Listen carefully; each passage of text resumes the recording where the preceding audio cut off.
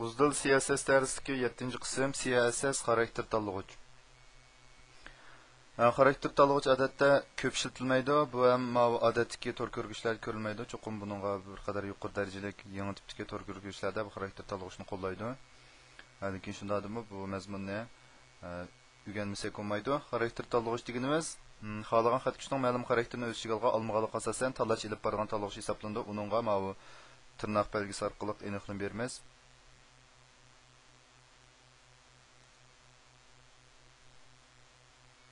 Mana qaraydigan bo'lsak, HTML kodida, masalan, bu p abzasda, bu bir abzas, bu bir mazmun, bu yangi mazmun deb bu 3 dona abzas xatkich orasiga qiymat yozilgan. Ikkinchi abzasninki bu xarakterda title ga bu qiymat yuklanmagan, lekin shu title xarakteri bor. Uchinchisiga title ga uzdil deb qiymat yuklangan. Buning ikkisiniki title qiymati bor. Buningki bu CSS kodu qaraydigan bo'lsak, title balam qismninki rangi qizil bo'lsin.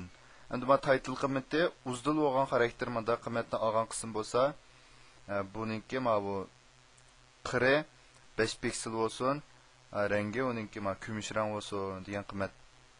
Tor ko'rgich ko'rgan bo'lsak, oyi tor ko'rgich ko'rsak, buni to'nimida hozir hech qanday qiymat chiqarib bermadi.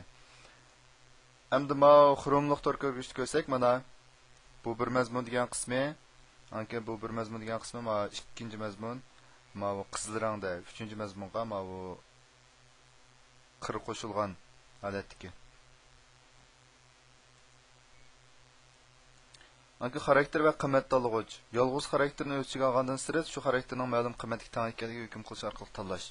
Bu dal bizning hozir so'zlab o'tgan bu title xarakterininki qiymati uzdil bo'ldi. Buni biz CSS yozgan vaqtda tirnoqning ichiga ilib title deganimiz teng uzdil mahlalatda oldik.